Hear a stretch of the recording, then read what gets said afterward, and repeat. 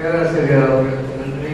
அடுத்த ஊடகவியலாளர் சுகுணாந்தி வாசன் அவர்கள் தொலைக்காட்சி வாதங்களை பார்த்திருக்கிறார்கள். மிக சிறப்பாக வாதங்களை மேற்கொள்வார். அவர் இப்போது உரையாற்றுவார். சார்பாக சொல்லக்கூடிய இந்த சுயமரியாதை இயக்கம் தொடர்பான கருத்துக்களுக்கு தலைமை இருக்கக்கூடிய பாலாசாமி அவர்களை, கருத்தரங்கத்தில் பேசியிருக்கக்கூடிய பேராசிரியர் கருணாநிதி அவர்களை, பேசியிருக்கக்கூடிய திராவிட விடுதலை கழகத்துடைய தலைவர் தோழர் குளத்தொட்டி அவர்களை மட்டுமல்ல அனைவருக்கும் சுயமரியாதை இயக்கம் நம் எழுப்பும் பொறுப்பும் என்கிற தலைப்பு சொல்லப்படுகிறது. பேராசிரியர் கருணாநிதி சொன்னார் இல்லையா, சுயமரியாதை அப்படிங்கிற ஒரு கருத்தாக்கம் எதற்காக பெரியார் முன்வைத்தார்? பொதுவாக சுயமரியாதை என்பது ஒரு தனிநபர் சம்பந்தப்பட்டதுதான். நீங்க ஒரு அலுவலகத்தில் வேலை பார்க்குறீங்க, ஒரு மேலதிகாரி உங்களை ஒழுங்காக நடத்துறாரு அப்படின்னு சொன்னா ஒரு சுயமரியாதைங்கிறது காயப்படும். இப்ப சுயமரியாதை என்பதே ஒரு தனிநபர் சார்ந்த ஒன்றுதானே. அதுக்கே ஒரு அரசியல் சார்ந்த இயக்கத்திற்கு சுயமரியாதை இயக்கம் அப்படின்னு ஏன் பேர் வைக்கிறது? பொதுவாக உலகம் முழுக்கவே ஒரு அரசியல் சார்ந்த பேர் என்ன ஒரு கட்சிக்கு வைப்பாங்க. ஒரு கம்யூனிஸ்ட் இயக்கம் பண்றோம், அல்லது ஒரு காங்கிரஸ் இயக்கம் பண்றோம், ஒரு விடுதலை இயக்கம் பண்றோம் வைப்பாங்க. இப்ப சுயமரியாதை அப்படிங்கிறது ஒரு தனிநபருடைய பண்பு, ஒரு சுயமரியாதை இருக்க வேண்டும் என்று. அப்படி இருக்கக்கூடிய சூழல்ல சுயமரியாதை இயக்கம் என்று சொல்லி ஒரு இயக்கத்துக்கு ஏன் பேர் வைக்கிறோம் அப்படிங்கிறாங்க. சுயராஜ்யம் அப்படின்னா என்ன? சுயராஜ்யம் என்றால் ஆங்கிலேயர்கள் எங்களை ஆளக்கூடாது, எங்களுடைய ராஜ்யத்தை நாங்களே ஆண்டோம், இது சுயராஜ்யம் என்கிற ஒரு கருத்தாக்கம் இருக்கிறது. அதுக்கு எதிர்மறையாக பெரியார் சொல்கிறார், இந்த சுயராஜ்யம் அப்படின்னு சொன்னீங்க இல்லையா, இந்த சுயம் என்பது யாருடைய சுயம்? சுயராஜ்யம் எங்களுடைய நாட்டை நாங்களே ஆண்டு வருகிறோம் என்று சொன்னால் அந்த எண்கள் என்பது யார்? இந்த சுயம் என்பதை யாராக சொல்லப்படும்? பார்ப்பனர் அல்லாதவராக இருக்கக்கூடிய பிற்படுத்தப்பட்ட தாழ்த்தப்பட்ட பழங்குடி மக்கள், பெண்கள், இவருடைய சுயம் எல்லாம் வருமா அப்படிங்கிற கேள்விதான் மிக முக்கியமானது. அப்படி சுயராஜ்யம் வெள்ளையர்களை வெளியேற்றிவிட்டு ஆங்கிலேயர்களை வெளியேற்றிவிட்டு சுயராஜ்யத்தை நீங்கள் அடைய போகிறீர்கள் சொன்னால் அந்த சுய ராஜ்யம் என்பது எங்களுக்கான ராஜ்யமா, அந்த சுயம் என்பது நாங்களா என்பதுதான் கேள்வி. அப்ப எங்களுக்கான மரியாதை அங்கே இருக்கிறதா, எங்களுடைய சுயத்திற்கான மரியாதை அங்கே இருக்கிறதா என்கிற அடிப்படையில தான் சுய ராஜ்யத்தை விட சுய மரியாதை என்பது மிக முக்கியம் என்கிற ஒரு முடிவுக்கு பெரியார் வந்தார் என்பதை பார்க்கிறோம். இந்த சுயமரியாதை இயக்கம் என்று நாம் சொல்லிக்கிற பொழுது இந்த சுயமரியாதை இயக்கம் என்கிற ஒரு மரபு எப்படிப்பட்ட மரபு அப்படின்னு பார்த்தோம் சொன்னா, மரபு அப்படின்னு சொன்னா நம்ம பாட்டன் முப்பாட்டன் நாலு பாட்டன் அதுல தான் நம்ம ஆரம்பிக்க வேண்டியதாக இருக்கிறது. அதை கூட பார்த்தோம்னா நிறைய பாட்டன்கள் முப்பாட்டங்கள் தான் இருக்காங்க, பாட்டி முப்பாட்டிகள் தான் நம்ம பார்ப்பது இல்லைங்கிறது அறிவு. எல்லாருக்கும் பார்த்தோம்னா இப்ப என் கூட பார்த்தீங்கன்னா எல்லாருக்கும் பெரியார் பட்டம் தான் கொடுத்துருந்தாங்க. அது பெண்களுக்கான பெரியார் பட்டங்கள் ரொம்ப குறைவு. பெண்கள் எல்லாம் சேர்ந்துதான் பெரியாருக்கு பட்டம் கொடுத்தார்கள். அந்த பெரியார் பட்டம் கொடுத்ததை விட பெண்களுக்கு மிக குறைவாக கொடுத்திருக்கிறார்கள் அப்படிங்கிறத பார்க்கிறோம். ஏர்போர்ட் முத்தி, ஜான் பாண்டியன், மருத்துவர் கிருஷ்ணசாமி கிட்டத்தட்ட எல்லாருக்குமே பெரியார் பட்டம் அளிக்கப்பட்டிருப்பது அப்படின்னு நம்ம பார்க்கிறோம். இப்ப மரபு அப்படின்னு பார்க்கிறப்ப இப்ப சமீபத்தில் ஒரு புத்தகம் வந்திருக்கிறது, ஜாதி புத்தி ஜாதி பெருமை அப்படிங்கிற ஒரு புத்தகம் இருக்கிறது. கேஸ்ட் பிரைட் அப்படின்னு சொல்லி மனோஜ் பிட்டா என்பவர் எழுதி அது தமிழிலே மொழிபெயர்க்கப்பட்டு சாதி பெருமை அப்படின்னு ஒரு புத்தகம் இருக்கிறது. அதுல ஒரு சம்பவத்தை அவர் குறிப்பிடுகிறார். என்ன அப்படின்னு சொன்னா,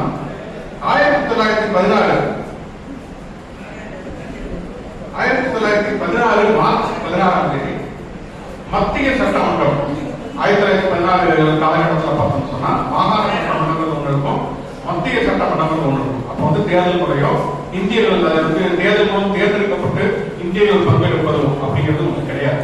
அப்ப நியமன உறுப்பினர்கள் தான் மாகாண சட்டமன்ற உறுப்பினர்களாக இருப்பார்கள். டெல்லியில் இருக்கக்கூடிய அந்த மத்திய சட்டமன்றத்தில் இந்த மாகாண உறுப்பினர்கள் எல்லாம் தேர்ந்தெடுத்து ஆட்கள் நியமன உறுப்பினர்களே அனுப்புவார்கள். அப்படி இன்னைக்கு டெல்லி சட்டமன்றத்தில் இருக்கக்கூடிய இடத்துல தான் அந்த மத்திய சட்டமன்றம் நடந்தது. அந்த மத்திய சட்டமன்றத்திலே 1916 மார்ச் 16ஆம் நாள் ஒருவர் தீர்மானம் கொண்டு வருகிறார். தாராபாய் மானஜி தாராபாய் என்கிற ஒரு தீர்மானத்தை கொண்டு வருகிறார். என்ன தீர்மானம் சொன்னா, தாழ்த்தப்பட்ட மக்களுடைய பிரச்சனை, தீண்டாமை பிரச்சனை என்பது அது வரைக்கும் ஒரு சமூக பிரச்சனையாக இருந்தது தவிர அதுல அரசாங்கம் தலையிடாத ஒரு நிலைமை இருந்து கொண்டே இருந்தது.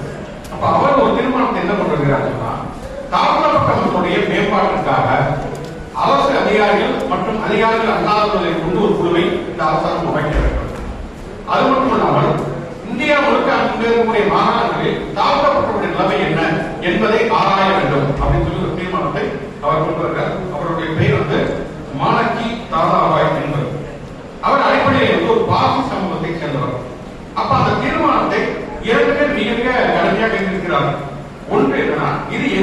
பிரச்சனை. இதுல வந்து நீங்கள் தலையிடக்கூடாது. நீங்கள் வந்து இந்து கிடையாது, நீங்கள் பார்சி சமூகத்தை சேர்ந்தவர், நீங்கள் இந்த பிரச்சனையை தலையிடக்கூடாது. இன்னொன்று, இந்த தாழ்த்தப்பட்ட மக்களுடைய இந்த முன்னேற்றம் என்பது நாங்கள் பார்த்து ஒரு உறவை தவிர இதுல வந்து பிரிட்டிஷ் அரசாங்கம் தலையிடக்கூடாது என்று சொல்லி அவர் பேசுகிறார். அந்த ரெண்டு பேரும் மிக முக்கியமானவர்கள். ஒருவர் மதன்மோகன் மாளவியா, இன்னொருவர் சுரேந்திரநாத் பாலன். இரண்டு பேருமே பார்ப்பனர்கள், இரண்டு பேருமே காங்கிரஸ்காரர்கள். மதன்மோகன் மாளவியா இந்து மகாசபையுடைய தலைவராகவும் இருந்தார் என்பதை நம்ம பார்க்கிறோம். இதுல என்ன அப்படின்னு சொன்னா, மதன்மோகன் மாளவியா என்ன சொல்லுகிறார் அப்படின்னா, இந்த மக்கள் தீண்டப்படாத மக்களாக இருக்கிறார்கள் அப்படின்னா அது அவர்களுடைய பிரச்சனை. அவர்கள் தூய்மையற்றவர்களாக இருக்கிறார்கள். காலகாலமாக சில பழக்க வழக்கங்களை அவர்கள் கடைபிடிக்கிற காரணத்தினால்தான் அவர்கள் யாரும் தீண்டாமல் இருக்கிறார்கள். அதையெல்லாம் விட்டுவிட்டு வந்துவிட்டால் மற்றவர்கள் அவர்களை தீட்டுவார்கள், அது பிரச்சனை கிடையாது அப்படின்னு சொல்லி மதன்மோகன் மாளவியா பேசுகிறார். கடைசியில் என்ன ஆகுது அப்படின்னு சொன்னா, பிரிட்டிஷ் அரசாங்கமே அந்த தீர்மானத்தை திரும்ப பெற சொல்லுகிறது. என்ன ஒரு வாக்குறுதி கொடுத்து திரும்ப பெற சொல்லுகிறோம்னா, ஒவ்வொரு மாகாணத்திலும் தாழ்த்தப்பட்டவர்கள் விலை என்ன என்று ஆராய்வதற்கு நாங்கள் மாகாண அரசுக்கு நாங்கள் அறிவுறுத்துகிறோம். இப்போது இந்த தீர்மானத்தை வந்து வாபஸ் வாங்க அப்படின்னு சொல்லி அவங்க வாபஸ் வாங்கினாங்க. அதற்கு பிறகு 2 ஆண்டுகள் 1918 காலகட்டத்தில் தான் இந்தியர்களுக்கு அரசு நிர்வாகத்தில் பங்கு கொடுக்கலாம் என்று சொல்லி மாண்டேகேசன் ஒரு சீர்திருத்தம் வருகிறது. இந்தியாவில் கொஞ்சமாக நாம் விடுதலை கொடுக்க போகிறோம் என்பதற்காக இந்தியாவில் இருக்கக்கூடிய இந்தியர்கள் தேர்தல் மூலம் தேர்ந்தெடுக்கப்பட்டு, அந்த தேர்தலுக்கு மூலம் தேர்ந்தெடுக்கப்பட்டார்கள். எல்லாரும் ஓட்டு போட முடியாது. சொத்துரிமை வைத்திருப்பவர்கள், வரி கட்டக்கூடியவர்கள், அவர்கள் தான் அந்த வாக்களிக்க முடியும். அது பெண்களுக்கு வாக்குரிமை கிடையாது. 1921 தான் நீதிக்கட்சி ஆட்சி காலகட்டத்தில் பெண்களுக்கு வாக்குரிமை அளிக்கப்பட்டது. அப்ப சட்டமன்ற தேர்தலில் நடத்துவது, இந்தியர்களுக்கு அதிகாரம் கொடுப்பது என்று சொல்லி மாண்டேகேசன் ஒரு சீர்திருத்தத்தை ஆராய்வதற்காக ஒரு குழு அமைக்கப்படுகிறது. அந்த குழுவுடைய பெயர் என்ன அப்படின்னு சொன்னா, சவுத் கோ குழு அப்படிங்கிற குழு. அந்த குழுல தான் அண்ணல் அம்பேத்கர் முதலாக ஒரு கோரிக்கை மனுவை கொடுக்கிறார். அப்ப வந்து கோரிக்கை மனு கொடுக்கிற போது அம்பேத்கருக்கு 27 வயது. அவர் என்ன கோரிக்கை மனு கொடுக்கிறார்னா, இந்த சட்டமன்றங்களில் வந்து தாழ்த்தப்பட்ட மக்களுக்கு, தீண்டப்படாத மக்களுக்கு தனியாக பிரதிநிதித்துவம் வேண்டும் என்று சொல்லி கோரிக்கை மனு வைக்கிறார். அதுக்கு அவர் என்ன காரணம் சொல்லுகிறார், என்ன உதாரணம் சொல்லுகிறார் சொன்னா, இந்த சபைகளில் வந்து தாழ்த்தப்பட்ட மக்களுடைய பிரச்சனைகளை பேசுவதற்கென்று எங்களுக்கான பிரதிநிதிகள் இல்லை. அப்படி வேற யாராவது தாழ்த்தப்பட்ட மக்களுடைய பிரச்சனைகளை பற்றி பேசினால் கூட அவர்களுடைய நிலைமை என்ன ஆகும் என்பதற்கு அவர் எதை உதாரணமாக சொல்கிறார். முதல்ல தீர்மானம் கொண்டு வந்தார் இல்லையா, மாணவி தாராப்பா என்பவர் தாழ்த்தப்பட்ட மக்களுடைய மேம்பாட்டுக்கு அரசு தகுந்தவர் என்று சொல்லி அவரை உதாரணம் காட்டினார். ஏன்னா அடுத்த தேர்தலில் அவர் நிறுத்தக்கூடாது என்று சொல்லி அவரை வந்து அவருக்கு பதிலாக இன்னொருவர் நிறுத்தி விடுகிறார்கள். யார் நிறுத்திருக்கிறார்கள், காப்பர்டேஸ் அப்படிங்கிற ஒருத்தர் பாரதிய ஆதரவாளர், அவரை நிறுத்தினார். அதை வந்து அம்பேத்கர் குறிப்பிடுகிறார். தாழ்த்தப்பட்ட மக்களுடைய பிரச்சனைகளை பற்றி ஒருவர் பேசினால் அவருக்கு இந்த நிலைமைதான் இருக்கிறது. எனவே தாழ்த்தப்பட்ட மக்களுக்கான பிரதிநிதித்துவம் என்பது வேண்டும் என்று சொல்லி அந்த கோரிக்கை விடுகிறார். அதற்கு பிறகும் கூட அவரை பற்றி இன்னொரு சந்தர்ப்பத்திலே அவர் குறிப்பிட வேண்டிய அவசியம் இருக்கிறது. 1946 இந்தியா சுதந்திரம் அடைவதற்கு ஒரு ஆண்டுக்கு முன்பு மார்ச் 26 என்னன்னா வந்து ஒரு சட்டமன்றங்களில் இந்த இதுல வந்து ஒரு விவாதம் வருகிறது. அம்பேத்கர் சித்தார்த்தா கல்லூரி ஒரு கல்லூரி நடத்துகிறார். அதுக்கு நிதி அளிப்பதா வேண்டாமா என்று சொல்லி ஒரு விவாதம் நடக்கிறது. இந்த மதன்மோகன் மாளவியா இருக்கிறார் இல்லையா, இந்து மகாசபை அதனுடைய தலைவராக இருந்தவர், முதல்ல அந்த தீர்மானத்தை இருந்தவர். அவருடைய பையன் வந்து அந்த உறுப்பினராக இருக்கிறார், கோவிந்த் மாளவியா உறுப்பினராக இருக்கிறார். இன்னைக்கு பார்த்தோம்னா வாரசாட்சியெல்லாம் இருக்கிறாங்க. அன்னைக்கு வந்து மதன்மோகன் மாளவியோட பையன் உறுப்பினராக இருக்கிறார். அவர் சொல்லுகிறார், அம்பேத்கருடைய சித்தார்த்தா கல்லூரியில வந்து ஒடுக்கப்பட்ட மக்கள் பட்டியல் அனைவரும் ஷெட்யூல்டு கேஸ்ட்ங்கிற ஒரு வார்த்தை வந்து விட்டது. அப்ப ஷெட்யூல்டு கேஸ்ட் மக்களுக்காக நடத்தப்படக்கூடிய கல்லூரி அது. அவருக்கு வந்து அரசு நிதி கொடுப்பது என்பது ஒரு கல்வி நிர்வாகத்திலே ஒரு குறுகிய மனப்பான்மையை, ஒரு குறும்புல மனப்பான்மையை உருவாக்கிவிடும் அப்படின்னு சொல்லி அவர் சொல்கிறார். அப்ப அம்பேத்கர் சொல்கிறார், உங்க அப்பா மதன்மோகன் மாளவியா இந்து பனாரஸ் இருக்கக்கூடிய இந்து பல்கலைக்கழகத்தை வந்து தோற்றுவித்த ஒருவர். அந்த இந்து பல்கலைக்கழகத்தில் பல்வேறு விதமான பாரம்பரியங்கள் இருக்கிறது. அதுல ஒரு பாரம்பரியம்னா இந்து மதத்தை பற்றி கற்பிக்கக்கூடிய ஒரு பாரம்பரியம். அந்த இந்து மதத்தை கற்பிக்கக்கூடிய அந்த பாரம்பரியத்தை ஒரு பார்ப்பனர் அல்லாத, அவர் இந்து மதத்துக்கு நம்பிக்கையுள்ளவராக இருக்கலாம், இல்ல இந்து மதத்துடைய வேத சாஸ்திரங்களை ஆழ்ந்த புலமை கொண்டவராக கூட இருக்கலாம். ஆனால் அந்த பாரம்பரியத்தை கற்பிப்பது பார்ப்பனர்கள் மட்டும்தான் கற்பிக்க வேண்டும், பார்ப்பனர்கள் அதை கற்பிக்க கூடாதுன்னு சொல்லி அந்த வட இந்து பல்கலைக்கழகத்தில் விதியே இருக்கிறது. இது வந்து உங்களுடைய தந்தை மதன்மோகன் மாளவியா உருவாக்கியது. அப்ப அதெல்லாம் கல்வி நிர்வாகத்தில் ஒரு குழுவில் மனப்பான்மை கிடையாதா என்கிற ஒரு கேள்வி அந்த அம்பேத்கர் இருக்கிறார். அப்பயும் கேட்பது மாணவி தாராபாய் அவர் நினைவுபடுத்துகிறார். இந்த எதற்கு நாம் சொல்லுகிறோம் அப்படின்னு சொன்னார், மாணவி தாராபாய் தீர்மானத்தை கொண்டு வருகிறார் இல்லையா, தாழ்த்தப்பட்ட மக்களுடைய பிரச்சனையில் அரசு தலையிட வேண்டும், அவருடைய மேம்பாட்டிலே தீர்மானம் கொண்டு வருகிற பொழுது ஒரு பக்கம் பார்த்தோம்னா மதன் மாளவியா, சுரேந்திரநாத் பானர்ஜி போன்ற பார்ப்பனர்கள் எதிர்த்து தெரிவிக்கிறார்கள். அந்த தீர்மானத்தை கொண்டு வந்ததற்காகவே திலகருடைய ஆதரவாளர் அவரை புறக்கணித்து இன்னொருவரை அடுத்த தேர்தலில் நிறுத்தி விடுகிறார்கள். அப்படி அந்த மாநகரி தாராபாய் தீர்மானம் கொண்டு வந்த போது அவர் இன்னொரு செய்தி சொல்கிறார். அன்றைக்கு இருந்த மெட்ராஸ் மாகாணம், சென்னை மாகாணத்திலே பறையர்கள் மிக இழிவாக நடத்தப்படுகிறார்கள். அவர்கள் ஒரு இடத்துக்கு வருகிறார்கள் சொன்னால் ஆதிக்க சாதிக்காரர்கள் பல அடியோடு தள்ளி நின்று எஜமான நான் வந்திருக்கேன், பறையர் வந்திருக்கேன் என்று சொன்னால்தான் அவர்களை ஏறிச்சு பார்ப்பார்கள். அந்த அளவுக்கு இழிவுகளுக்கு வைக்கப்பட்டிருக்கிறார்கள் அப்படிங்கிற ஒரு செய்தியை அந்த தாதாபாய் சொல்கிறார். அதை அவருடைய தீர்மானத்தை ஒருவர் ஆதரித்து பேசுகிறார். சென்னை மாகாணத்திலிருந்தே சேர்ந்த ஒருவர் ஆதரித்து பேசுகிறார். ஆமாம், சென்னை மாகாணத்தில் அப்படிப்பட்ட ஒரு நிலைமை இருக்கிறது என்று சொன்னது மட்டுமல்லாமல் இந்த தாழ்த்தப்பட்ட மக்களுக்கு கல்வியிலும் வேலை வாய்ப்பிலும் அவர்களுக்கு அரசு உரிமைகளை அளிக்க வேண்டும், மற்றவர்கள் உரிமை கொள்வதற்கும் இவர்கள் உரிமை கொள்வதற்கும் இடையே வித்தியாசம் இருக்கிறது என்று சொல்லி ஒருவர் பேசுகிறார். அவர் யார் என்று சொன்னார்? ராமராய அவருடைய பெயர். அவர் தான் பின்னாலே நீதிக்கட்சி அரசை முதலமைச்சராக பனகலரசன். இப்ப இதை நம்ம என்ன பார்க்க வேண்டியது இருக்குது அப்படின்னு சொன்னா, ஒன்று தாழ்த்தப்பட்ட மக்கள் ஒடுக்கப்பட்டிருக்கிறார்கள், அவர்களுக்கான உரிமையை அளிக்க வேண்டும் என்று சொல்லுகிற போது அதை ஆதரித்து அவர்களுக்கு ஒதுக்கீட்டை அளிக்க வேண்டும் என்று சொல்லி பனகலரசன் சொல்கிறார். இன்னொரு பக்கம் பார்த்தோம் சொன்னால் அவர்களுக்கு அப்படியான உரிமைகளை எல்லாம் அளிக்கவே கூடாது, அவர்கள் இயல்பிலேயே அசுத்தமானவர்களாக இருக்கிறார்கள், அவர்கள் தங்களுடைய பழக்க வழக்கங்களுக்கு விடுபட்டால் மட்டும்தான் மற்றவர்களுக்கு சமமாவார்கள் என்று சொல்லி ஒருவர் சொல்லுகிறார். அதுக்கப்புறம் திலகருடைய ஆதரவாளர்கள் யார் தாழ்த்தப்பட்டவர்களுக்கு ஆதரவாக தீர்மானம் கொண்டு வந்தாரோ அவரை அழைத்து விடுகிறார்கள். அப்ப இதுல என்ன பார்க்க வேண்டிய ஒரு விஷயம் இருக்கிறது அப்படின்னு சொன்னா, இதே 1916 தீர்மானம் கொண்டு வந்த காலகட்டத்தில் தான் நீதி கட்சி தொடங்கப்படுகிறது. அப்ப நீதி கட்சி தொடங்குகிற போது பாரதியார் என்ன எழுதுகிறார்கள் என்று சொன்னால், இதுல டிஎம் நாயர் உரையாற்றக்கூடிய அந்த கூட்டத்தில் சில பார்ப்பனர்களை பழையர் சமூகத்தை சேர்ந்தவர்கள் தாக்கி விடுகிறார்கள். அப்படிங்கிறப்ப அவங்க எழுதுகிறார்கள், பழையர்களை தூண்டிவிட்டு நீதி கட்சி பிராமணர்கள் மீதே தாக்குதல் நடத்துகிறது. அப்படிங்கிறது இந்த பிராமணர்களால் இயக்கம் என்பது நீண்ட காலம் நிலைத்து இருக்காது, இதுல இருக்கிறவர்கள் சமத்துவத்தின் மீது பெரிய நம்பிக்கை எல்லாம் கிடையாது. அது மட்டுமல்ல, ஒரு தாழ்த்தப்பட்டவரை மற்ற சாதிக்காரர்கள் எப்படி நடத்துகிறார்களோ அப்படிதான் பிராமணர்கள் நடத்துகிறார்கள். எனவே பிராமணர்கள் தான் இருப்பவர்களே மோசம் என்று சொல்லக்கூடாது. அப்ப அந்த பழையர்கள் எல்லாம் தேசிய விடுதலை இயக்கத்தில் காங்கிரஸில் இருந்து தேசிய விடுதலை இயக்கத்தில் விலகி போய்விடுவார்கள் என்பதற்காக பாரதியார் என்ன சொல்கிறார்கள், இந்த ஹரிஜனங்களை எல்லாம் கூப்பிட்டு அவர்களுக்கு விபூதி பூசு, கிணறு வெட்டி கொடு, அவருக்கு ஏதாவது பள்ளிக்கூடம் கட்டி கொடு, அவர்களை இந்து தர்மத்தில் ஐக்கியப்படுத்து என்று சொல்லி நாகப்பட்டை சிட்டிகளுக்கும் மடாலத்திற்கும் அவர் வேண்டுகோள் இருக்கிறார். இப்ப என்ன ஒரு மிக முக்கியமான ஒன்று அப்படின்னு சொன்னார், ஒடுக்கப்பட்ட மக்கள் தாங்கள் ஒடுக்கப்பட்டிருக்கிறவர்களுக்கு கல்வி வேண்டும், வேலை வாய்ப்பு வேண்டும் என்று சொல்கிற பொழுது அதை ஆதரித்து பேசக்கூடிய பனகலரசன் ஒரு பக்கம், இன்னொரு பக்கம் ஒடுக்கப்பட்ட மக்கள் தங்களுடைய உரிமைகளுக்காக பொருளெடுக்கிற பொழுது ஒரு அரசியல் அமைப்பாக சொல்லுகிற பொழுது அது அரசியல் அமைப்பாக இருக்கக்கூடாது, அவர்களுக்கு விபூதி பூசினால் போதும், அவர்கள் சுத்தமாக, அதாவது 2 பேரை ஸ்நானம் பண்ண சொல்லுங்கள் என்று பாரதியார் சொல்றார். சுத்தம் செய்ய வையுங்கள் என்று சொன்னார், அவர்கள் குளித்து சுத்தம் செய்தால் போதும் என்று சொல்லி அவர் சொல்லுகிறார். அப்ப இதுல நமக்கு என்ன மிக முக்கியமாக கேட்கப்பட வேண்டியதுன்னா, இன்னொன்று பாரதி அந்த மாநகரி தாராபாயை தோற்கடித்தார்களே தலைவருடைய ஆதரவாளர் நிறுத்தி அந்த தலைவருடைய மிக தீவிரமான ஒரு ஆதரவாளராகவும் பாரதியார் இருந்தார். அப்ப ஒடுக்கப்பட்ட மக்கள் அவர்கள் உரிமைகளை பெற வேண்டும் என்று சொன்னால் அவர்களுக்கு கல்வி கொடுக்க வேண்டும், அவர்களுக்கு வேலை வாய்ப்பு கொடுக்க வேண்டும் என்று சொன்ன பனகலரசன் நமக்கு பார்க்கலாம், அல்லது அவர்களுக்கு விபூதி பூச வேண்டும், அவர்களை ஸ்நானம் செய்ய வேண்டும் என்று சொன்ன பாரதியார் நமக்கு பார்க்கலாம் என்பதுதான் மிக முக்கியமான ஒரு கேள்வி. அப்ப இங்கே என்ன மரபு இங்கே இருக்கிறது அப்படிங்கிறது. அப்ப பாரதியாரை பொறுத்த வரைக்கும் பாரதியார் இந்த காலகட்டத்தில் ஐயர் இருந்தார், ரெட்டமலை சீனிவாசன் இருந்தார், எம்.சி. ராஜாராம் இருந்தார். ஆனால் அவரை பற்றி அவர் பாரதியார் குறிப்பிடவே இல்லை. ஆனால் சாமி சகஜானந்தாவை பற்றி அவர் குறிப்பிடுகிறார். ஏன் சாமி சகஜானந்தா பற்றி குறிப்பிடுகிறார்? சாமி சகஜானந்தா இந்து மதத்தை ஏற்றுக்கொள்கிறார், ஆன்மீகத்தை ஏற்றுக்கொள்கிறார். அந்த சீர்திருத்தவாதிகள் என்ன சொன்னார்கள் சொன்னால், தாழ்த்தப்பட்ட மக்கள் சரியாக குடிப்பதில்லை, தாழ்த்தப்பட்ட மக்கள் மது அருந்துகிறார்கள், அவர்கள் மாட்டு மாமிசம் சாப்பிடுகிறார்கள், அதனாலேயே அவர்கள் இழிநிலைக்கு தீண்டாமைக்கு உண்டாக்குகிறார்கள் என்று சொல்லுகிறார்கள்.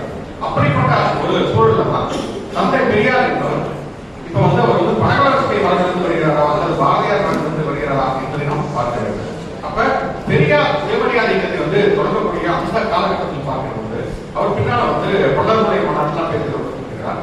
தாழ்த்தப்பட்ட மக்களை ஏன் நாங்கள் திட்டப்படாத நடத்துகிறோம் என்று சொல்கிறது. என்ன சொல்றாங்கன்னா, அவங்க சரியாக குளிப்பதில்லை, அவர்கள் மது அருந்துகிறார்கள், கல் குடிக்கிறார்கள், அவர்கள் மாட்டு மாமிசம் சாப்பிடுகிறார்கள் என்றெல்லாம் சொல்லப்படுகிறது.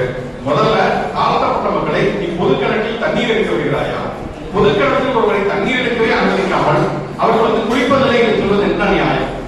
சங்கராச்சாரியாரை ஒரு அறையிலே ஒரு 10 நாட்கள் பல்லுவதற்காக குளிக்காமல் தூக்கி வைத்து விட்டு 10 நாட்கள் கழித்து திறந்தால் அவருடைய உடம்பில் ஜவ்வாது வாழை வீசுமா அல்லது துண்டாட்டம் அடிக்குமா என்று சொல்லி பெரியார் கேட்கிறார். அப்ப சமூக சூழலை அவர்களை ஒதுக்கி வைத்துவிட்டு அவர்கள் குளிப்பதில்லை, அவர்கள் அசுத்தமாக இருக்கிறார்கள், அவர்கள் கண்டறிந்துகிறார்கள் அல்லது அவர்கள் மாட்டு மாംസം சாப்பிடுகிறார்கள் என்று சொல்லி ஒரு பெரியார் சொல்கிறார். இவர்கள் மாட்டு மாംസം சாப்பிடுவதால் அவர்கள் தீண்டப்படார்கள் என்று சொன்னால் உங்களுடைய நாட்டை ஆண்டு கொண்டிருக்கிறார்கள் வெள்ளைக்காரர்கள், அவர்களும் மாட்டு மாംசக்காக சாப்பிடுகிறார்கள். நீ ஒரு பறையரை நடத்துவதை போல நீ ஒரு வெள்ளைக்கார அரசதிகாரியை நீ நடத்துகிறாயா என்கிற கேள்வியை கேட்கிறார். அது மட்டும் இல்லாமல் உற்பத்தி செய்யப்படக்கூடிய எல்லா மாடும் அல்லது அறுக்கக்கூடிய எல்லா மாடும் தாழ்த்தப்பட்டவர்களை வைத்துதான் வருகிறதா, அதை வேறு யாருமே சாப்பிடுவது இல்லையா என்கிற கேள்வியை கேட்கிறார். சரி, மாட்டு மாംസം சாப்பிடுவதால் உனக்கு என்ன வர்த்தனை? ஒரு ஆட்டை கொண்டு சாப்பிடுகிற போது வராத ஒரு பாவம், ஒரு கோழியை கொண்டு சாப்பிடுகிற போது வராத ஒரு பாவம், மாட்டு மாംசத்தை சாப்பிடுவது கொண்டு என்ன பாவம் வருகிறது என்கிற கேள்வியை பெரியார் கேட்கிறார். அப்ப இங்க என்ன பிரச்சனை? இங்கே சுயமரியாதை இயக்கம் என்பது எந்த மாதிரியான ஒரு மரபை உருவாக்கி இருக்கிறது என்று சொன்னால், அதான் முதலே சொன்ன சுயராஜ்யம் சுயமரியாதை இயக்கம் என்று சொல்கிற போது, அப்ப பார்ப்பனர்களில் சீர்திருத்தவாதிகள் இல்லையா என்று சொன்னால் இருந்தார்கள் தான். எப்படி இருந்தார்கள் என்று சொன்னால், பெரும்பாலும் அன்றைக்கு பார்ப்பனர்களில் ஆங்கில கல்வி கற்ற ஒரு பிரிவினர் பார்ப்பனர்கள் அவர்கள் உலகத்தில் இருக்கக்கூடிய மேற்கத்திய சமூகங்களோடு தங்களுடைய சமூகத்தை தங்களுடைய குடும்பத்தை ஒப்பிட்டு பார்த்து நம்முடைய குடும்பம் நம்முடைய சமூகம் என்பது மிகவும் பின்தங்கி இருக்கிறது, அதனால பெண்கள் கல்வி கற்க வேண்டும், பெண்கள் ஒரு பெண்ணுடைய கணவர் இறந்துட்டா அவர்கள் மொட்டையை எடுத்து மொழியில் உட்கார்ந்து இருக்கிறோம், எனவே அவர்கள் விதவிகளை மாற்றப்பட வேண்டும், குழந்தை திருமணம் நிறுத்தப்பட வேண்டும் என்றெல்லாம் சீர்திருத்தத்தை பேசக்கூடியவர்களாக அந்த பார்ப்பனர்கள் இருந்தார். நீங்க நல்லா பாத்தீங்கன்னா இந்த சீர்திருத்தங்கள் பெரும்பாலும் பேசக்கூடியவர்களாக பார்ப்பனர்கள் இருந்தார்கள் என்று சொன்னால், பெரும்பாலும் அந்த பார்ப்பனர்கள் பார்ப்பனர்கள் அழைக்கப்படையாளர்களுடைய ஆதிக்க சாதியினுடைய அந்த மனநிலை தான் பார்க்கணும் சொன்னா, சதியின் உடற்கட்டை ஏறுவது அப்படியாக இருக்கட்டும் அல்லது விதவைகளை திருமணம் செய்யாமல் இருப்பதாக இருக்கட்டும், இது எல்லாமே பெரும்பாலும் ஆதிக்க சாதியினுடைய மரபு குடும்பங்களில் தான் இருக்கும். நீங்க கொஞ்சம் கொஞ்சமா அந்த சாதிய பணிகளை கீழே வர வர அடிக்கட்டு சாதி அல்லது கீழே இருக்கக்கூடிய சாதிகள் இடையில ஜாதிலாம் வர வர பார்த்தோம்னா, இப்ப தேவை ஜாதி பார்த்தோம்னா அறுத்து கட்டுவது மிக எளிதாக இருக்கும். ஒரு கணவனை விவாகரத்து செய்வதற்கு ஒரு கணவனை திருமணம் செய்து கொள்வதோ அல்லது ஒரு விதவை பெருமணமோ இதெல்லாம் சாதிய பணிகளில் கீழே வர வர பெண்களுக்கான சுதந்திரம் கொஞ்சம் கூடுதலாக இருக்கும். அப்ப யாருக்கு அதிகமான சீர்திருத்தம் தேவையாக இருந்தது சொன்னால், எங்கே பெண்கள் அதிகமாக ஒடுக்கப்பட்டிருந்தார்களோ அங்கே சீர்திருத்தம் தேவை. அப்ப அந்த பார்ப்பனர்கள் அப்படியான சீர்திருத்தங்களை பேசினார்கள். ஆனால் அவங்க அப்படியான சீர்திருத்தங்களை பேசக்கூடிய அதே நேரத்தில் அந்த பெண்கள் ஏன் ஒடுக்கப்பட்டிருக்கிறார்கள் என்று சொன்னால், அவர்களுக்கு கல்வி கொடுத்தால் போதுமா அல்லது உதவி திருமணத்தை தெரிவித்தால் போதுமா அல்லது குழந்தை திருமணத்தை கருத்தில் தெரிவித்தால் போதுமா என்றால் கிடையாது. அந்த பெண்கள் ஒடுக்கப்படுவதற்கு காரணமாக என்ன இருக்கிறது என்று சொன்னால், சாதியும் இந்து மதமும் பார்ப்பனியும் இருக்கிறது. அதனால் அந்த இடத்தை உடைக்க வேண்டும் என்று சொல்லுகிற பொழுதுதான் அந்த பார்ப்பனர்களால் அந்த மரபலை விட்டுவிட்டு வர முடியவில்லை. அம்பேத்கருடைய முதல் நூல் இந்தியாவில் சாதி இருக்கிறதோ அவர் கொலம்பியா பள்ளியில் படிக்கிற பொழுது அவருடைய PhD தீசிஸ் தான் அந்த நூல் 1916 எழுதப்பட்டது. அப்ப அவர் என்ன சொல்கிறார் அம்பேத்கர் அப்படின்னு சொன்னா, சாதி என்பது எப்படி தோன்றியது அப்படிங்கிறப்ப பல வேலை நாட்டு ஆய்வகத்தினுடைய கருத்துக்கள்லாம் எடுத்து வைத்து அவர் விவாதிக்கிறார். சாதி என்பது எப்படி தோன்றியது, கணவன் நாம இருக்கிறது எல்லாம் உணவுக்காக சாப்பிடல அதனாலதான் சாதி தோன்றியது, இப்படி பல்வேறு விதமான கருத்துக்கள் சொல்கிறார்கள். அதையெல்லாம் எடுத்து விவாதித்து இல்லை, சாதி என்பது ஏன் தோன்றியது, சாதியை நிலைப்பட்டது சொன்னால் அகமண முறை ஒரே இனக்குழுக்குள் திருமணம் செய்து கொள்வதனால்தான் சாதி நிலைப்பட்டது அப்படிங்கிற முடிவுக்கு அம்பேத்கர் இருக்கார். அப்ப அவர் என்ன சொல்கிறார்னா, ஒரே இனக்குழுக்குள் மறுபடியும் திருமணம் செய்கிற போது ஒரு இனக்குழுக்குள் ஆண்களுடைய எண்ணிக்கை பெண்களுடைய எண்ணிக்கை சமமாக இருக்கிறதுனா அதே இனக்குழுக்குள்ள திருமணம் பண்ணிட்டே இருப்பாங்க, அந்த சமநிலை பேரப்படும். இப்ப ஒரு இனக்குழுல ஆண்களுடைய எண்ணிக்கை அதிகமாயிடுச்சு அல்லது பெண்களுடைய எண்ணிக்கை அதிகமாயிடுச்சு, ஒரு சமநிலை பேரவில்லை அப்படின்னு சொன்னா அந்த ஜாதியை வெளியில திருமணம் செய்வது நடக்க ஆரம்பிக்கும். அப்பதான் அதை கட்டுப்படுத்துவதற்காகத்தான் சிறுவதிலேயே திருமணம் செய்து வைப்பது குழந்தைகளுக்கு. அதே போல கணவன் இறந்து விட்டால் அவரை அந்த மனைவியையும் சேர்த்து உடற்கட்டை ஏற வைப்பது. அதே போல கணவன் இறந்து விட்டால் உதவிக்கு அந்த பெண்ணுக்கு திருமணம் செய்திருக்கான உதவி அவர் கைவி குழந்தை மூண வைப்பது என்று சொல்லி இந்த உடற்கட்டை ஏறுவதாக இருக்கட்டும் அல்லது குழந்தை திருமணமாக இருக்கட்டும் அல்லது விதவைகளுக்கு திருமணம் செய்யாமல் இருப்பதாக இருக்கட்டும், இது எல்லாருக்கும் அடிப்படை சாதி தூய்மையை பாதுகாப்பதுதான் என்று சொல்லி பெற்றார் சொல்கிறார். அப்ப ஒரு பெண் என்பவர் தான் சாதி தூய்மையை பாதுகாப்பதில் மிக முக்கியமானவர். ஒரு பெண் ஒரு ஜாதியுடைய தூய்மையை பாதுகாக்கக்கூடிய ஒரு பெரும் பொறுப்பு பெண்ணுடைய தலையில் தான் இருக்கிறது அப்படின்னு பெற்றார் சொல்கிறார். இன்றைக்கும் கூட நீங்கள் பார்த்திருந்தால் ஆணவ கொலை எங்கே அதிகம் நடக்கிறது என்று சொன்னால் ஒரு ஒடுக்கப்பட்ட சாதியை சேர்ந்த ஒரு பெண்ணோ ஒரு ஆதிக்க சாதியை சேர்ந்த ஒரு ஆணோ திருமணம் செய்ய ரொம்ப பெருசா நடக்கிறது இல்லை. ஒரு ஆதிக்க சாதியை சேர்ந்த ஒரு பெண் ஒரு ஒடுக்கப்பட்ட சாதியை சேர்ந்த ஒரு தலித்தை சேர்ந்த ஒரு பையனை கல்யாணம் பண்றப்ப மட்டும்தான் ஆணவ கொலைங்கிறது அதிகமாக நடக்கிறது. ஏன் என்று சொன்னால் அந்த தலித் சாதியை சேர்ந்த ஆணுடைய உயிரினம் என்பது இந்த பெண்ணுடைய வயிற்றுல வந்து கலந்து விடக்கூடாது, அது வாழ்க்கை வந்து விடக்கூடாது, அது சாதி திருப்பி கெட்டுவிடும் என்கிற மனநிலையில் தான் அது வருகிறது என்பதை நம்ம பார்க்கிறோம். அப்ப இங்க இருக்கக்கூடிய ஒரு ஆணாதிக்கத்துக்கு இருக்கக்கூடிய ஒரு பெண்ணிற்கு அடிப்படையாக இருப்பதுன்னா சாதியம், பார்ப்பனியம், இந்து மதம் என்பது.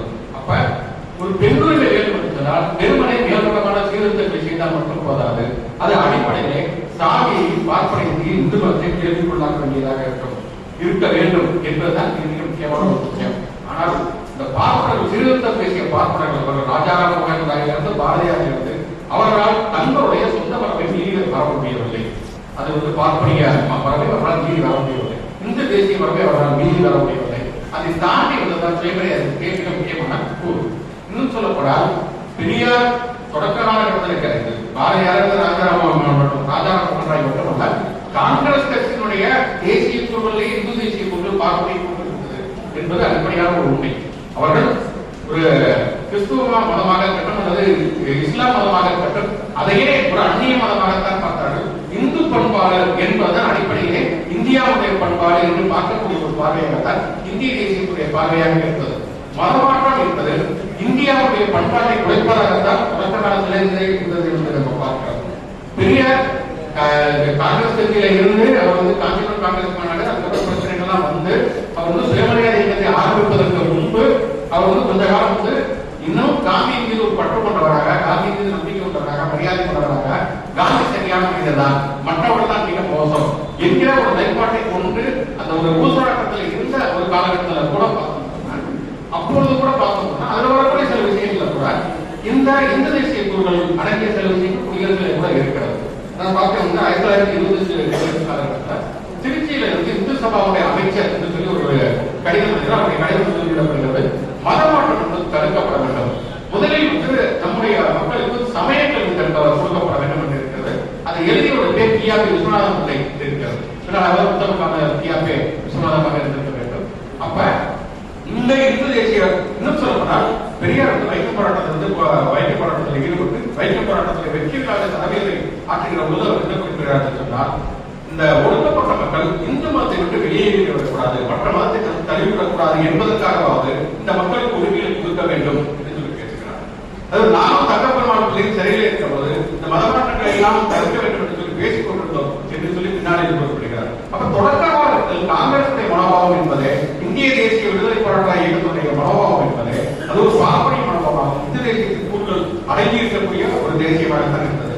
ஆனால் எந்த அந்த வைக்கம் போராட்டத்துடைய தலைமுறை நடத்திய அதே நேரத்தில் அடுத்த ஆண்டு பெரியார் இஸ்லாமிய மதமாற்றத்தை ஆதரித்து பேசுகிறார். இஸ்லாமிய மதமாற்றத்திற்கு தொடர்ச்சியாக ஒரு ஆதரவு தெரிவித்து பேசுகிறார். அப்ப இங்கே இருந்தது சுயராஜ்யம் என்பது அது வந்து அடிப்படையில் பார்ப்பனியத்தையும் இந்து தேசியத்தையும் ஆணாதிக்கத்தையும் உள்வாங்கி இருக்கக்கூடிய ஒரு கருத்தாக்கமாக இருந்தபோது அதிலிருந்து முற்றிலும் துண்டித்து ஒரு மிக முற்றிலும் எதிரான ஒரு முற்போக்கு மரபை வந்து முன்வைத்ததாகத்தான் சுயமரியாதை இயக்கம் இருந்தது என்பது மிக முக்கியமான ஒரு விஷயம். அப்படி நாம் பார்க்கிற போதுதான் வந்து சுயமரியாதை இயக்கம் என்பது பெண்கள் சுயமரியாதையுடைய இரண்டு தனித்தன்மைகள் நாம் சொல்லிட்டு இரண்டு மிக முக்கியமான தனித்தன்மைகள் என்ன அப்படின்னு சொன்னாங்க. இந்த சுயமரியாதை இயக்கத்துல பெரியார் எந்த அளவுக்கு ஒரு தீவிரமாக செயல்பட்டாரோ அதே போல தீவிரமான சிந்தனை கொண்ட சுயேட்சையாக செயல்பட்ட ஏராளமான பெண்கள் இருந்தார்கள் என்பது மிக மிக முக்கியமான ஒரு விஷயம்.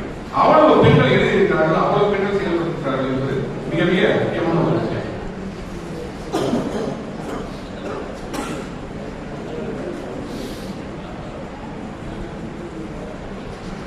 அவருடைய சில பெயர்கள் நான் வாசிக்கிறேன். தீசு மாசிலாமணி, பினாங்கு ஜானகி. இந்த பினாங்கு ஜானகி வந்து பினாங்குல இருந்து குடியரசுக்கு வந்து கட்டுரைகளை கப்பலில் அனுப்புவார். அது வந்து கப்பலில் வந்து சேர்ந்து குடியரசு வைக்கிறார்கள். திருப்பி மலையா பயணத்துக்கு வந்து பெரியார் போகிற போது அவங்களை பார்க்கப்படுகிறார். அவங்க வந்து பிரசவத்துக்காக வந்து அனுமதிக்கப்பட்டிருக்கிறார்கள். பிறகு அவர் சுற்றுப்பயணத்தை திரும்ப வருகிறார். அப்ப வந்து அவங்க அந்த ஜானகி பினாங்கு ஜானகி அம்மா பெரியார் வந்து ஒரு லென்ஸ் பரிசாக கொடுக்கிறார். நீங்க புகைப்படங்களை பார்த்துருக்கு. பெரியார் லென்ஸ் வைத்து புத்தகங்கள்லாம் படித்துக் கொண்டிருப்பார். அப்படி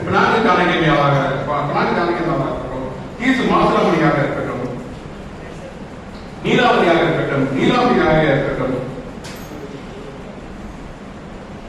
ஏராளமான பெண்கள் வந்து தொடர்ச்சியாக எழுதி கொண்டிருந்தார்கள். ஜெயசேகரி, லட்சுமி, கிரிஜா தேவி, அன்னபூர்ணி, சுபவிசாலாட்சி, சிதம்பரம் அம்மாள், பண்டிதை ரங்கநாயகி, வள்ளியம்மாள், குஞ்சிலம் குருசாமி, மீனாம்பாள், தர்மம்மாள், மிகப்பெரிய நீக்கப்பட்டிருக்கிறது. பெண்கள் சுயேட்சையாக இயக்கக்கூடிய ஒரு இயக்கமாக சேமரியாக இயக்கம் இருந்தது. ஒரு கட்டத்துல பெண்கள் வந்து தனியாக திருமணம் செய்யாமல் வாழக்கூடிய பெண்கள், அது மரணம் கைவிடப்பட்ட பெண்கள், அவர்கள் வந்து தனியாக தங்கி செயல்படுவதற்கான நிலையங்களை வந்து உருவாக்க வேண்டும் என்கிற பல்வேறு விதமான யோசனைகள் எல்லாம் முன்வைக்கப்பட்டது என்பதை நம்ம பார்க்கிறோம். இன்னொரு சுயமரியாதையிலிருந்து நாம் கற்றுக்கொள்ள வேண்டிய மிக முக்கியமான ஒரு விஷயம் தான் தொடர்ச்சியாக ஒரு அறிவு மரபுங்கிறது இருந்தது. நீங்க வந்து வீட்டு ஒரு தமிழ் மரபு உருவாக்கம் தான் பேசிக் கொண்டிருக்கிறார்கள். சுயமரியாதை என்பது அது தமிழ் மரபு ஒரு தேங்கிப்படல, அது உலகளாவிய அறிவு மரபோடு தொடர்ச்சியாக அது வந்து தொடர்பு எடுத்துக் கொண்டே இருந்தது. நமக்கு தெரியும், அம்பேத்கர் முதல்வராக தமிழை மொழிபெயர்த்தது பெரியார் தான், சுயமரியாதை தான். அதே போல ஐயங்காளியை முதல்வராக அறிமுகப்படுத்தியதும் ரிவோல்ட் இதழ்தான். கம்யூனிஸ்ட் கட்சியை வந்து தமிழில் மொழிபெயர்த்தது பெரியார். அது மட்டும் இல்ல, பிரின்சிபல்ஸ் ஆஃப் கம்யூனிசம் என்கிற பொதுவுடைமை தத்துவம் என்கிற ஏகோஸ் புத்தகத்தில் முதலில் தமிழில் எழுதியிருந்ததும் சுயமரியாதை இயக்கம். ட்ராட்ஸ்கியை பற்றி முதலில் வந்து அறிமுகப்படுத்தியதும் குடியரசு தான். ஸ்டாலினுக்கும் ட்ராட்ஸ்கி இடையே இருக்கக்கூடிய முரண்பாடுகளை பற்றியெல்லாம் சில கட்டுரைகள் வந்திருக்கிறது. கம்யூனிஸ்ட் கட்சிகளில் கூட அப்படியான கட்டுரைகள்லாம் வந்திருக்குமான்னு தெரியவில்லை. அதை பற்றிய கட்டுரைகள் வந்திருக்கிறது. மேகநாத் சாகா என்ற விஞ்ஞானி, இப்பதான் சமீபத்தில் அவரை பற்றி ஒரு புத்தகம் கூட வெளியாகியது. தேகா என்பவர் எழுதியிருக்கார். அவர் ஒரு விஞ்ஞானி, அவர் தலித். அவர் வந்து மனித உரிமைகளுக்காக, சமூக மனித உரிமைகளுக்காக தொடர்ச்சியான சிந்தனைகள் முன்வைத்தார். அவரை பற்றிய கட்டுரைகள் வந்திருக்கிறது என்பதை நம்ம பார்க்கிறோம். அப்படி தொடர்ச்சியாக ஒரு அறிவு மரபை பேணக்கூடிய ஒன்றாக சுயமரியாதை இயக்கம் இருந்தது என்பதுமே மிக மிக முக்கியமான ஒரு விஷயம். இப்ப சுயமரியாதை இயக்கத்தில் நாம் இன்னைக்கு கற்றுக்கொள்ள வேண்டியது என்னன்னு சொன்னால், ஒரு அறிவு ரீதியிலான ஒரு மரபை முன்னெடுப்பது, ஒரு சிந்தனையை முன்னெடுப்பது, அது மட்டுமல்லாமல் வாக்களியை எதிர்த்து அல்லாத ஒரு முற்போக்கு மரபைகள் நாம் இருக்கிறது என்று சொல்வது என்பது இன்னைக்கு மிக மிக அவசியமான தேவையாக இருக்கிறது. வாய்ப்பளித்துக் கொள்ள வேண்டும்.